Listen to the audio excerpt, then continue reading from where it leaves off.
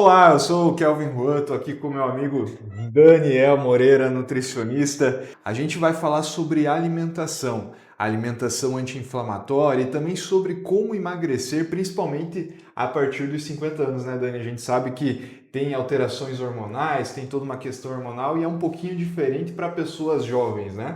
Então, Dani, conta um pouquinho mais sobre você, sua trajetória como nutricionista. Se apresenta aí para quem não te conhece ainda. Pô, muito legal estar com você aí, Kelvin. Eu conheço o Kevin de quê? Quantos anos já, cara? Cara, uns 15 anos pelo menos. Uns 15 anos. Conheci ele magrinho, tava falando com o pai dele aqui, chegou na academia lá. Primeira coisa que ele me falou, nunca vou esquecer disso, cara. Na esteira ele falou assim: não, vim aqui porque eu quero ser fisiculturista. E aí começou, acho que por conta de dores, aí procurou fisioterapia e se tornou referência na área, né? Então, cara, pra mim é um prazer estar do teu lado aí. Pra mim também, cara. E aí, contando um pouquinho da trajetória, eu comecei através da educação física e me encontrei na nutrição. E nessa de se encontrar na nutrição ali, foi quando eu comecei a desenvolver habilidades para acompanhar tanto no esporte, quanto também em dores crônicas, em outros tipos de público, né? Então, as minhas formações é a educação física, é a nutrição e as especializações em fisiologia do esporte e também em medicina do esporte. Foi interessante a trajetória dentro da especialização em medicina do esporte, porque lá nós vimos muito mais sobre patologias como um todo. Então, como que a gente ia trabalhar com uma pessoa que é grávida, um idoso, uma terceira idade, uma pessoa que está com trauma, que tem câncer. Então, englobar isso dentro da nutrição e o treinamento, cara, é sensacional. Maravilha. Então a gente está com um profissional de peso aqui hoje. A gente vai entender por que emagrecer após os 50 anos é diferente, como a alimentação pode bloquear a queima de gordura nessa fase da vida, quais são os alimentos-chave para perder peso e reduzir a inflamação mesmo nessa idade, e como lidar com a resistência à insulina, algo muito comum, tá? E também a perda de massa muscular, a chamada sarcopenia, que é comum em idosos, principalmente quando nós temos um metabolismo um pouco mais lento. Beleza, Dani. A primeira pergunta diz respeito à quebra de mitos no contexto fisiológico, tá?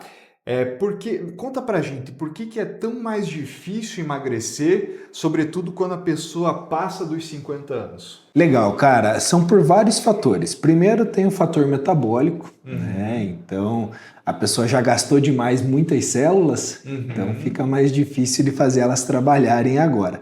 Mas tem outros contextos. Com 50 anos a pessoa já não tem a mesma disposição.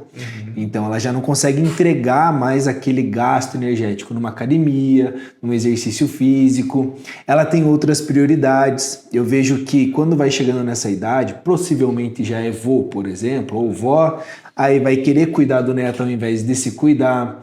A própria alimentação, quando a gente fala de alimentação, falamos assim, uma reeducação nutricional. Mas como que a gente vai reeducar alguém que nem aprendeu a comer? Porque hoje a gente aprende com os nossos pais, que aprenderam com os avós, que aprenderam para trás e para trás.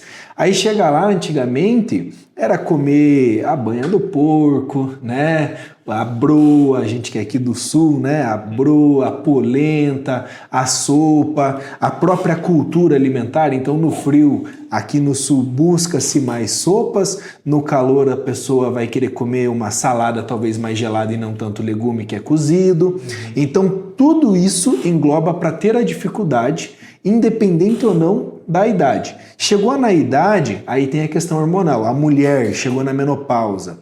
Pô, a menopausa já é um pouco mais complicado. Foi tratada, não foi tratada? Porque antes de chegar na menopausa, ela tem a pré-menopausa, onde o estrogênio já começa a baixar. E essa de baixar estrogênio já vai começar a cair tudo. Vai cair a testosterona dela também. Pode começar a resistência à insulina, já adiantando o assunto da frente. E aí, nesse caso, é quando ela não tratou, chegou na menopausa, agora está difícil de conseguir regular isso. E, aí vai ter que ir no ginecologista, vai ter que ir no médico regular esses hormônios para então acelerar esse metabolismo de novo. Mas ter uma idade mais avançada não significa que não vai conseguir ter resultado. Ele pode sim ser mais lento, mas aí se aumenta a dedicação. Por isso contextualizar a importância que a pessoa está dando para o emagrecimento. Porque se ela está dando mais importância, às vezes, em ficar com a família e não ir para academia, vai ter mais dificuldade. Ah, mas a culpa é do estrogênio baixo, a culpa é da tireoide? Nem sempre. Você está se dedicando para aquilo acontecer? Basicamente, acho que é isso. Tá. Então a gente sabe que tem dois cofatores principais, né? Primeiro, a questão hormonal, que existe uma alteração à medida que a pessoa envelhece, e também temos a questão do estilo de vida. Além do estrogênio, da progesterona, falando das mulheres que têm a questão da menopausa, para os homens, ou num contexto geral, tanto homens quanto mulheres, existe mais algum hormônio que pode alterar essa questão de emagrecimento, principalmente nessa idade? A própria tireoide, que aí seria, entre aspas, unissexe, né? Uhum. O hipotireoidismo, ele vai acontecer com o tempo. Quando eu falei da replicação celular ali, não trazendo tão técnico, mas é porque você vai gastando célula, vai replicando essas células, vai ficando mais difícil de deixar ela ajustadinha, e aí a tireoide sofre bastante. Normalmente ali com os 50 anos, depende do estilo de vida que essa pessoa levou antes.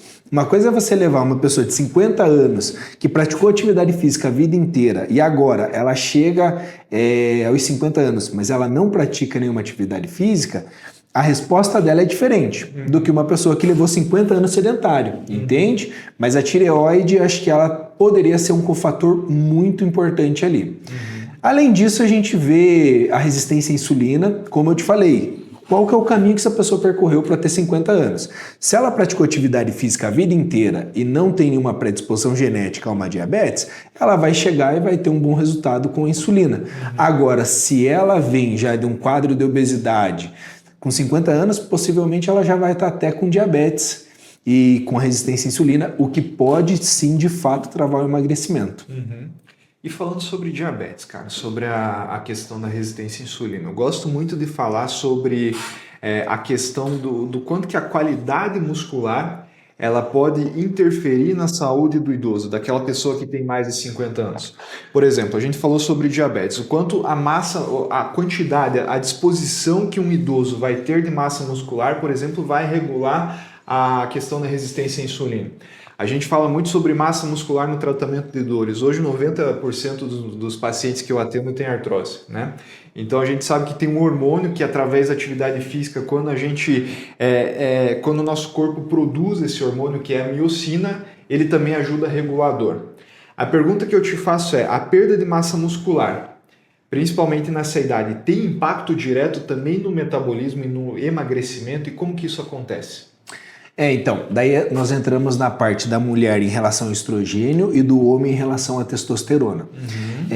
Em homens, principalmente, é mais comum já, a partir dos 30 anos, já não tem mais uma idade. Antigamente era a partir dos 40, agora desceu aos 30, agora pelos maus hábitos de vida você já vê um adolescente de 20 anos já hipogonádico, né? Ou seja, com a testosterona baixa. Cara, eu vi um estudo bastante interessante que os nossos avós, tá? Eles tinham mais testosterona na nossa idade do que a galera da nossa geração. Sim. A galera de 20 e poucos anos está perdendo produção de testosterona.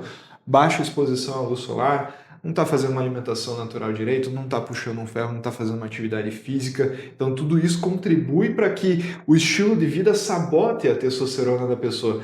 Então a gente sabe que a testosterona é um hormônio bastante importante para tudo isso e cada vez mais cedo as pessoas estão produzindo menos testosterona, né?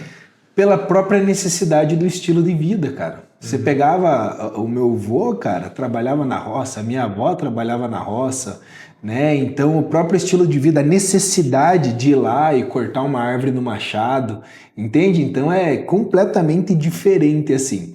Mas aí, quando você vê uma testosterona mais baixa, ou a própria mulher ali que já está desenvolvendo, é mais fácil a mulher desenvolver resistência à insulina, justamente pelos hormônios femininos e todo o sistema reprodutor feminino.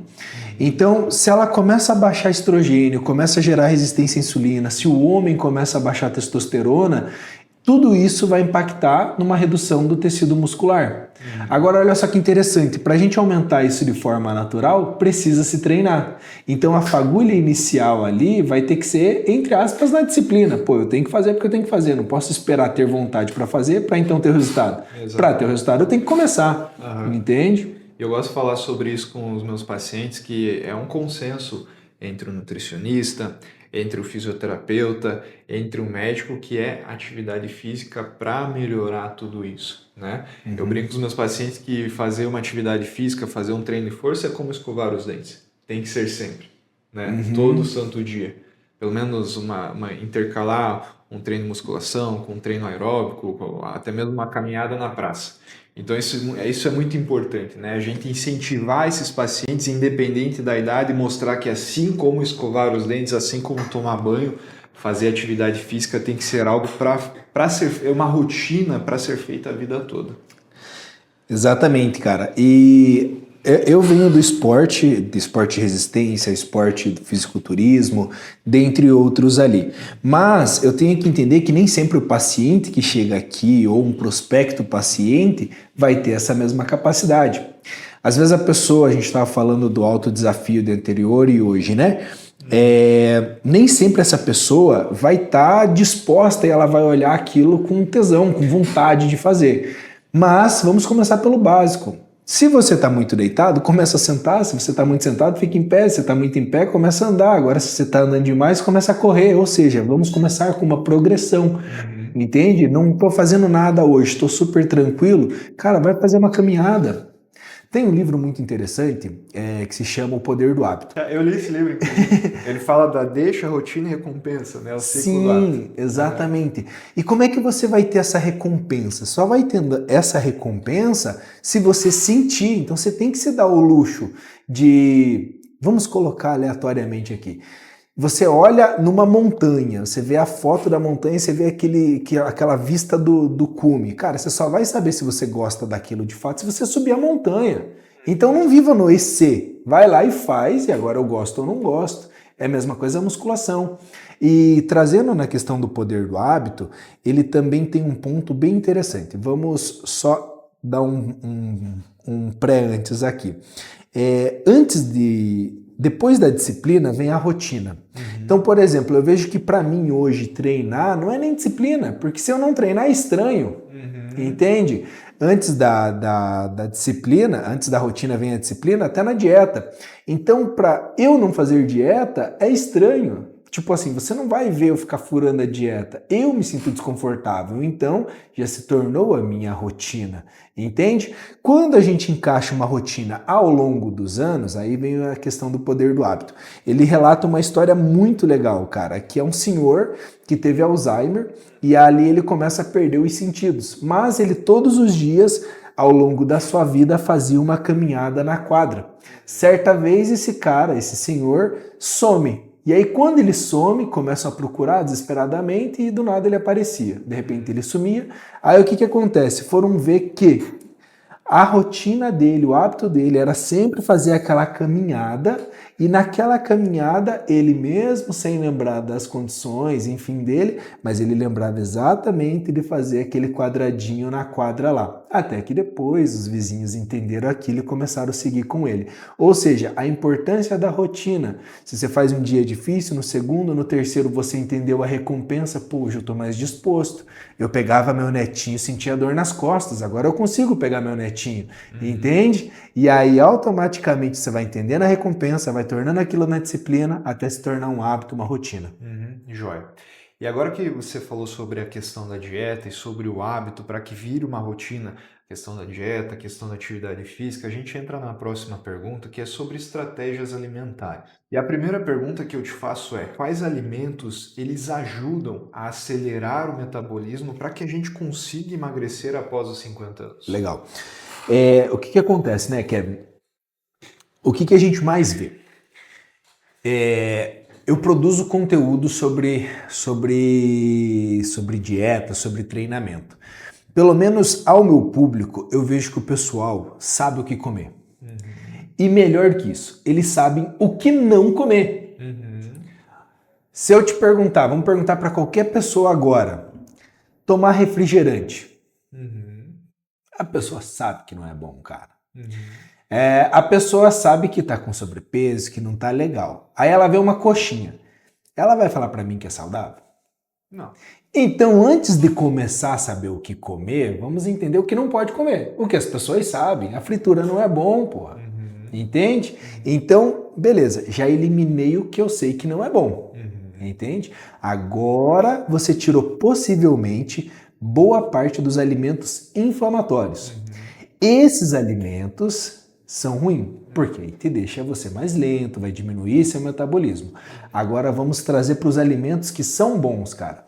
Sempre coma mais frutas, coma mais legumes, vegetais. As carnes, sempre carne magra, com pouca gordura, de preferência mais grelhada. Os grãos, por exemplo, que nem arroz, trazer para um arroz integral. Ah, Dani, pô, mas é mais prático de usar o arroz branco. Pô, aí você coloca mais salada para tentar aumentar a fibra daquele prato como um todo. Suco, né? O suco ele vem com uma fruta concentrada, dependendo do quadro da pessoa não vai ser tão legal. Mas se for um suco natural, fui lá espremi uma laranjinha, pô, bati um maracujá na água, fiz ali um suco de abacaxi, mas um suco raiz, sabe? Não aquele de caixinha, aquele que você vai lá, que você bate ele no liquidificador, pô, esses são legais. Então, se a gente fosse entender como um contexto geral, desembale menos e descasque mais. Esse é o maior segredo para quem está começando. Eu falo bastante sobre isso também com os meus pacientes, falo bastante sobre isso nos vídeos. E a questão de saber o que não comer não implica apenas no ganho de peso, não implica apenas na obesidade. No meu começo de carreira, eu me preocupava apenas com a parte clínica, a parte funcional, apenas com a parte da doença e não com hábitos alimentares. Portanto, atendi alguns pacientes e naquele começo de carreira que a gente começa a estudar, ver um monte de artigo científico, ver o melhor tratamento para tudo, eu me dedicava bastante a aplicar o melhor tratamento para esses pacientes. Só que eles não melhoravam. E aí eu comecei a perceber que uma parcela desses pacientes melhoravam e outra parcela não. Alguns melhoravam e outros não. Quais eram aqueles que melhoravam, que desinflamavam, que curavam uma tendinite, que curavam uma condromalácia, que curavam uma bursite? Aqueles pacientes que eu atendia na academia, né? Tinha um consultório dentro da academia e que já eram, às vezes, pacientes seus também, que eram pacientes que faziam dieta. E aqueles que não melhoravam, quando eu questionava sobre a alimentação, comia tudo errado, né? Então, saber o que não comer não implica apenas na perda de peso ou evitar ganhar peso, mas também implica na questão de doenças inflamatórias. Escrevi o livro agora, o Anti-Artrose, falo muito sobre alimentação, o que não comer, né? E agora que a pessoa sabe o que não comer, a gente vai falar sobre o que comer. Você já deu alguns exemplos. E a gente sabe também da importância da proteína para o ganho de massa muscular, que isso é muito importante nessa idade, tá? A pergunta que eu te faço é: a proteína é mesmo tão importante? E como que a gente faz para garantir boas fontes de proteína, mesmo que às vezes a pessoa tenha pouco apetite? Como que a gente consegue essas fontes de proteínas boas? Cara, legal, olha só que interessante. Não é o público dos 50 anos, mas antes de você chegar aqui, eu atendi um paciente de 28, sedentário, um engenheiro, tem a sua empresa, e aí ele, por rotina do trabalho, ele não estava conseguindo fazer exercício físico. O que ele estava conseguindo fazer era a alimentação. E tem dois pontos interessantes do que você me perguntou agora. O primeiro é que ele usa óculos. E aí ele me relata isso, ele fala: cara, eu não sei se tem a ver, mas a minha visão melhorou. Porque como ele trabalha muito na frente do computador, então ele usa óculos. Ele falou: agora eu tirei aqui, cara, tô zerado. Só com a alimentação. Entende? Interessantíssimo. Segundo ponto interessante, que entra a questão da proteína. Ele não fez atividade física, mas só de regular o consumo proteico dele, ele teve um aumento de massa magra. Claro que isso ele não se expõe às próximas consultas, mas na primeira, no qual a pessoa não está comendo nada de proteína ou ruim, ele começa, só de ajustar já vai ter uma melhora.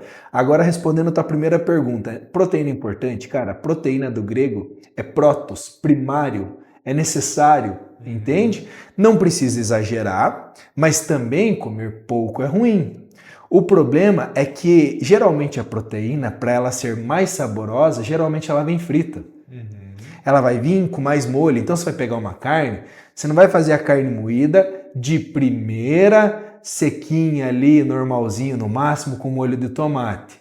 Você já vai colocá-la numa macarronada, entende? A carne, você vai pegar um bifezão, você não vai fazer bifezinho grelhado com uma cebolinha gostosa. Não, você já vai meter uma fritura em cima dela. Vai fazer uma parmegiana, entende? Chega a dar uma brilhada assim, né? Chega a dar, fica gostoso. Então, começa a perceber que a proteína para ser introduzida na alimentação das pessoas, geralmente ela vem maquiada, ela não vem pura. Como que a gente faz para adequar então esse consumo proteico? Bem, nós temos aí algumas fontes de proteína. Por exemplo, ovo é uma excelente proteína, o frango é uma excelente proteína, de preferência as carnes magras, por exemplo, o frango, em vez de fazer uma coxa, sobrecoxa, uma asinha, que aí vai vir até mesmo com a pele, com a gordura, cara, dá preferência pro filé de frango, pro peito de frango como um todo. As carnes vermelhas, alcatra, patinho, coxão mole, são carnes magras, cara, que dá para você fazer, que fica gostoso. Beleza, mas Dani, não consigo, não tenho tanta saciedade. Aí a gente pode passar para uma parte da suplementação. Inclusive para a terceira idade tem muito produto relacionado à proteína e suplementação. Para o meu avô que tem 83 anos, eu estou suplementando ele com uma proteína. Por quê? Porque agora já está mais velhinho, já está com mais dificuldade, a dentição dele já não consegue mais mastigar tão facilmente. Vamos meter 2 doses de proteína nesse cara aí, cara. Entende? E já houve melhora em 2 semanas de acompanhamento. Cara, esse é um assunto muito interessante que não estava nem no roteiro, que a gente fala sobre a prescrição de suplementos na terceira idade, que antes o público-alvo, por exemplo, da creatina, que hoje é o suplemento mais estudado no mundo, o público-alvo era o atleta de academia. Né? E hoje em dia, inclusive, o marketing das marcas para essa suplementação, para a creatina, para o whey, que eu prescrevo para quase todos os meus pacientes, esse marketing está sendo direcionado mais para essa galera da terceira idade. Né? A gente sabe, a gente tem bastantes estudos que mostram que a creatina ela aumenta de 10 a 20% a força muscular. E a gente sabe que pacientes que têm artrose, por exemplo, a gente precisa construir massa muscular para que essa massa muscular ela faça uma manutenção das articulações, da cartilagem, que sugere uma estabilidade articular. Portanto, é importante esse ganho de força muscular para a gente também construir massa muscular dentro de uma sala de musculação ou num pilates, por exemplo.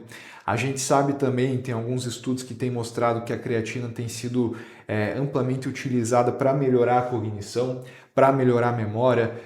Tem alguns estudos bastante interessantes que mostram que a creatina está sendo prescrita para alguns pacientes que têm Alzheimer, que melhora tudo isso. Tá? Então são 2 grandes benefícios.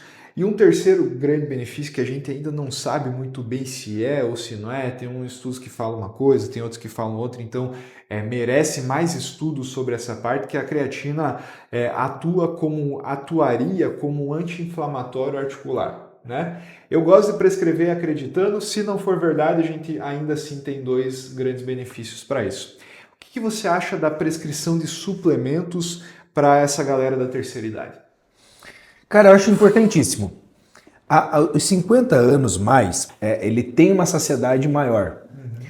E quando ele tem essa saciedade maior, a proteína, por exemplo, como a gente falou, ele já fica mais difícil de ser consumido. Só que tem alguns suplementos que são obrigatoriamente necessários. Por exemplo, o ômega 3. Não vou fazer a pessoa comer 200 gramas de linhaça. Não tem como para conseguir coletar o ômega 3 daquela fonte. Então suplementa, porque é importante. Inclusive o próprio ômega 3 está associado à diminuição de inflamação. No esporte, eu que venho mais do lado do esporte, geralmente a dor pós-treino foi associado que quando a pessoa faz uma hiperdose de ômega 3, principalmente de DHA, ele automaticamente tem uma menor dor após o treino. E isso foi feito com ciclistas que faziam longas distâncias. Então ajuda, 2 gramas de DHA ali, ou seja, do ômega 3 como um todo. Tem outros suplementos, como você falou, da própria creatina. Só que aí a gente tira agora um pouquinho a mão da suplementação e vamos entender como uma suplementação de vitamina. A pessoa se sente saciada, não quer comer. Cara, a imunidade começa a baixar. Tem meio vitamina C ali. Entende? Ah, não consigo comer uma laranja, tem que descascar. Eu já vi gente reclamando de descascar, velho. Ah, eu vou comer uma barrinha porque é mais rápido, mas você quer algo mais rápido que a banana, cara, que no final tem até o guardanapo, né? Então, automaticamente, cara, as pessoas ficam procurando coisas que tá nas frutas. Toda a suplementação, toda a alimentação tá dentro do alimento, né? Tudo que é necessário tá dentro do alimento. Mas vai ter aquele cara que não se expõe ao sol, que trabalha o dia inteiro, que chega em casa, quer descansar, pô, vamos suplementar uma vitamina D, entende? Você quer ver quadro clínico de depressão, cara? Normalmente é para mulher ferro baixo, geralmente o estrogênio vai estar baixo, vitamina D vai estar baixa, vitamina B12 vai estar baixa. Eu falo que esse é o combo de mão, o combo do freio de mão puxado. Esse aqui derruba qualquer pessoa. Então, só de você fazer pequenos ajustes de suplementação, seja suplementação alimentar ou vitaminosa, já vai resolver a vida dessa pessoa, cara. Exatamente. Então, se a pessoa muitas vezes tem um quadro depressivo, tem uma tristeza, uma angústia, se às vezes a pessoa acha que está faltando disciplina para fazer uma atividade física, às vezes pode ser essa queda de algumas vitaminas que estão influenciando diretamente nisso, né? Então é importante a pessoa também pedir para o seu médico um exame para ver como estão essas vitaminas também, não é verdade? Cara, não tenha dúvidas, não tenha dúvidas. É a partir disso que você vê que a pessoa, ela não necessariamente é depressiva. Ela tá com sintomas clínicos de depressão por deficiência de vitamina, com certeza. Hoje em dia as pessoas não tomam sol mais, cara. Não toma, cara. Né? Então tudo isso ajuda bastante. Dani, agora eu vou te perguntar sobre o jejum intermitente. Bastante pessoas, principalmente os inscritos, perguntam nos comentários do meu canal do YouTube sobre o jejum intermitente. Doutor, fala sobre o jejum intermitente, funciona, não funciona? Eu vou perguntar para você o que você acha, qual a sua opinião, quais são os estudos científicos sobre isso, e se faz sentido ou não fazer o jejum intermitente, principalmente se a pessoa tiver mais de 50 anos. Qual que é a sua opinião? Então, eu gosto do jejum intermitente, inclusive para essa última preparação que eu fiz para competir, eu usei o jejum intermitente. Então vamos pensar no âmbito emagrecimento primeiro, né? O emagrecimento ele vai acontecer com ou sem o jejum, desde que a pessoa esteja em deficiência de calorias. Né? Então vamos supor uma mulher que vai comer uma média de 1.300 calorias. Eu posso fazer 1.300 calorias associando com o jejum ou distribuindo aquela alimentação como um todo. Aonde que eu gosto de trabalhar com o jejum com o meu paciente? Normalmente aquele cara que que a rotina é muito frenética. E não necessariamente o jejum de 12, 14, 16 horas. Mas, por exemplo, o cara ele tá no trabalho ao meio-dia, passa o dia inteiro em reunião. Vamos dar um exemplo, um advogado, que pode acontecer. E aí ele passa em reunião, passa em audiência, e aí ele só vai chegar em casa às 8. Não necessariamente eu vou fazer ele parar uma audiência com o juiz ali para ir tomar um whey. Entende? Não, cara, aí vai comer quando chegar em casa. Agora, como você vai elaborar isso para se manter nutrido, tanto antes quanto depois da quebra do jejum, e também para se controlar na saciedade, porque o que mais acontecia com o jejum com alguns pacientes e acontecia comigo? Chega em um determinado horário do jejum que começa a dar fome, depois quebra aquela fome. Você começa a ficar mais alerta, você começa a ficar com mais energia, só que na hora de comer vem o aspecto instintivo de, mano, agora eu preciso comer, porque se eu fiquei tantas horas sem comer, agora eu preciso comer. Então, o controlar o psicológico desse paciente para que ele se controle naquela refeição é muito importante. Como que ele vai quebrar aquela refeição? Aquele jejum. Com qual refeição que ele vai quebrar aquilo? Por quê? Porque não adianta nada, ficou 16 horas, 24 horas, 30 horas de jejum, aí quebrou com o McDonald's. Entendeu? E não vai resolver muito. Tá. É a mesma coisa que a pessoa faz uma faxina na casa, limpa o chão, deixa tudo limpinho, que é o aparelho digestório, e depois pisa com o calçado cheio de barro. Exatamente, cara. Tá. Eu lembro da minha mãe correndo atrás de mim nessa hora. Então o jejum intermitente ele funciona, ele é validado desde que seja prescrito por um bom profissional e desde que o paciente esteja com o psicológico preparado para isso. Correto? Com certeza. Tá, joia. E agora eu te pergunto sobre dicas práticas, tá? Rotina e organização. Para aquele paciente que está lá na terceira idade, passou dos 50 anos, tem um desaceleramento do metabolismo, está com dificuldade de perder peso, está com as articulações inflamadas por conta da alimentação.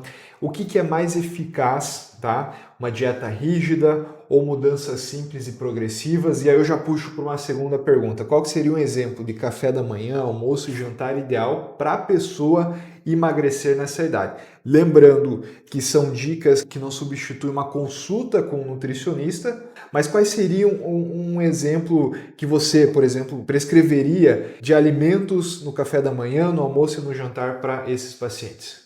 Tá, vamos começar pela parte da rotina ali, né? Vamos dar o start. Eu vejo que tem dois perfis de paciente. Um com mais percentil, que você vê que tem mais pessoas que são assim, tem outros que é de outro jeito. A maioria coloca o pé na água devagarzinho e vai entrando na praia devagarzinho. Poucos são o doido que vai pular de ponta já de primeira e vambora. Por quê? Porque se você percebe que aquela pessoa já é uma pessoa mais devagar, é uma pessoa mais analítica, ela precisa saber o que ela está fazendo, cara, vai de boa. Então, ao invés de tirar o pão, vamos substituir por um pão melhor. Ao invés de tirar uma fritura, vamos diminuir o óleo. Vamos aumentar uma fruta a mais no seu dia, entende? Não como nenhuma, vai começar a comer uma. Entendeu? Você vai devagarzinho. Agora, se você vê que o paciente já é daqueles 0 a 100 muito rápido, cara, então muda tudo de vez, vamos embora. Entende? A dieta vai ser assim, vai ser desse jeito. Então eu percebo isso quando eu começo a fazer a dieta com o paciente, e aí o que eu observo dele? Ele não gosta muito de opções. Já dependendo da mulher, já tem que ter 10 opções no café da manhã. Ela nem vai usar aquelas 10, mas ela vai continuar comendo pão com ovo, que já vai ficar de dica aqui. Mas ela quer, mas e se não tiver? Mas e se for desse jeito? Então você tem que dar opções para a pessoa. Por isso que é imprescindível que você faça o acompanhamento com o profissional e que esse profissional, antes de prescrever, ele venha te entender. Entende? Cara, como é você como pessoa? Porque, como a gente falou, as pessoas sabem o que não comer. Agora, beleza, o que comer vai ter que encaixar com você. Entende? Essa pessoa você tem que entender o comportamento dela. Esse é o mais importante. A dieta só dá certo quando a pessoa te escuta e ela consegue entender quem é você. Entende? Nesses detalhes. Porque se você pega uma pessoa devagar e quer acelerar, vai dar ruim. Se você pega uma pessoa acelerada e vai fazer devagar, também vai dar ruim. Então você tem que entender o caminho dela. Agora, de dica, cara, dieta simples. Vamos lá, uma base que dá para você fazer tranquilamente. Café da manhã, pão com ovo. Já temos proteína, carboidrato e uma gordura boa. Chegamos no horário do seu almoço, cara. Não vai ter erro. Arroz, feijão, carne, um frango de preferência e uma salada. Não tem erro. Vai ser coisa linda de Deus. Aí vamos para um lanchinho da tarde. Vou dar uma extra aqui. À tarde, geralmente as pessoas se identificam muito com uma fruta. Se necessário for, dependendo do teu peso, das suas necessidades, suas características fisiológicas, adiciona um whey. Adiciona um iogurte, que também não deixa de ser uma boa fonte de proteína. Vai te ajudar com seu intestino. Inclusive, é legal falar sobre intestino e inflamação no futuro aí. E aí, o jantar. Tem dois tipos de pessoa. Tem aquele jantar que a pessoa gosta de fazer igual ao almoço e tá tudo bem, é uma boa janta. Mas não pode comer na janta. Pode sim, deve comer na janta. Você já vai ficar algumas horas de jejum. Só que não saber o que comer descontrolado, comer em alto volume, aí significa que você tá errando, mas não é culpa da comida. Comer é importante, não tenha medo da comida. Dani, mas eu não gosto de janta. Aí você pode voltar para um pão com ovo, você pode fazer uma tapioca, você pode fazer uma crepioca, você pode fazer um pãozinho com frango, você pode fazer uma rapidez com frango, você pode comer o cuscuz com ovo, por exemplo. Ou seja, desde que o alimento seja com pouca gordura e altamente nutritivo, sucesso. E mais do que os alimentos, eu te pergunto sobre o preparo dos alimentos, né? Legal. Por exemplo, pão com ovo, legal. Mas eu não vou fazer o ovo frito naquele óleo vegetal guardado uma semana. né? Então eu te pergunto sobre o preparo desses alimentos. Por exemplo, a pessoa vai preparar o ovo. Para esse ovo não grudar na frigideira, ela vai querer colocar alguma gordura ali, né? Hoje a gente sabe que óleos vegetais são inflamatórios. Você recomenda que ela use, que essa pessoa use óleo de coco, que ela use banha, que ela use manteiga? Qual que é a melhor gordura para que ela prepare os seus alimentos? Não falando apenas sobre o ovo, falando sobre aquela gordura que a gente usa para refogar a cebola e o alho do feijão, aquela gordura que a gente usa para passar a carne na frigideira. Qual que é a melhor gordura como que a gente consegue preparar esse alimento para que ele seja o mais saudável possível? Maravilha, cara, vamos lá. Eu sempre falo uma coisa muito interessante. Dentro de alguns pilares para a gente trabalhar com a alimentação dessa pessoa, vamos entender como é a vida dela. Porque vamos supor a avó. A avó, ela vai pegar, vai fazer a alimentação, vai fazer o almoço do neto, que vai vir a filha comer, que dali vai sair todo mundo correndo e só ela faz.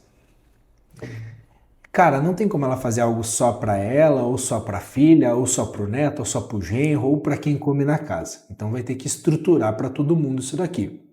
Só que vamos supor que a alimentação de todo mundo está errada e você queira melhorar a sua. Então a gente tem que achar um meio termo.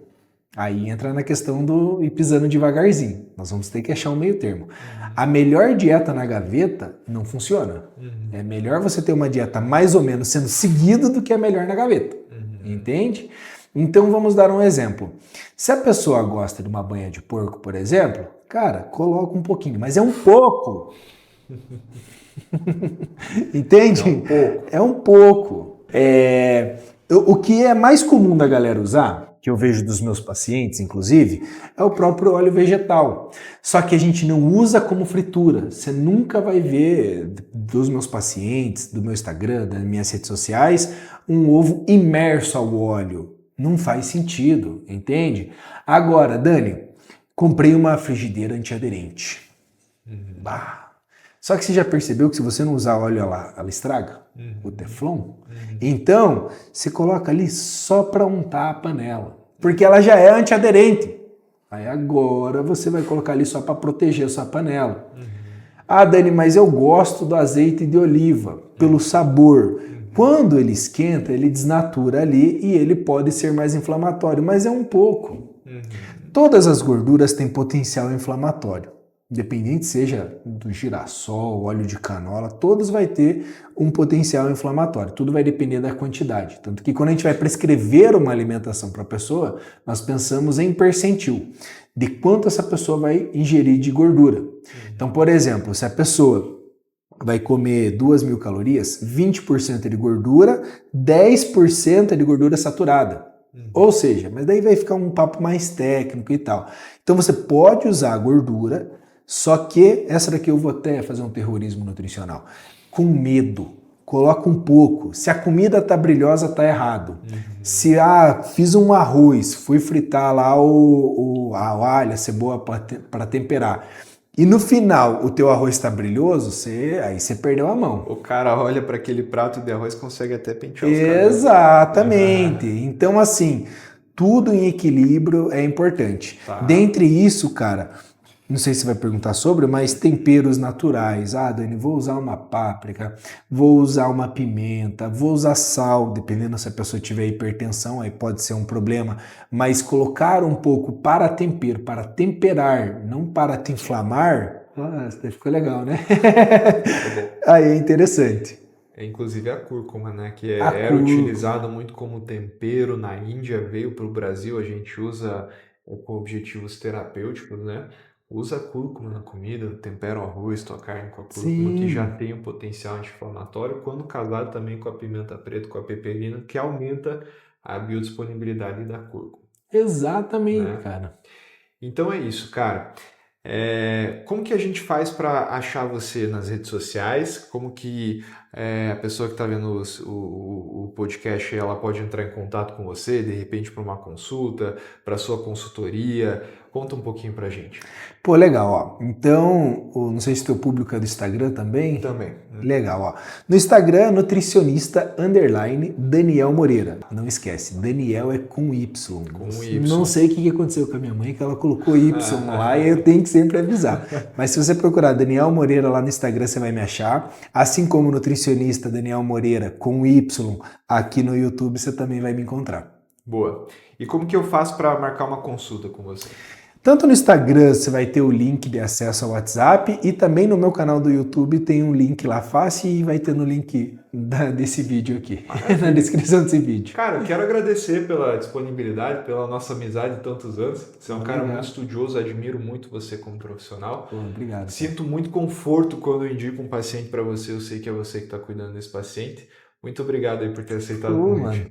Bom demais, cara. Obrigado. E espero que esse podcast, que é do nosso novo curso Revertendo a Dor Crônica, possa ter ajudado você. Não esqueça de deixar o seu joinha, inscreva-se no canal para receber todos os vídeos aqui do canal e até o próximo vídeo. Tchau!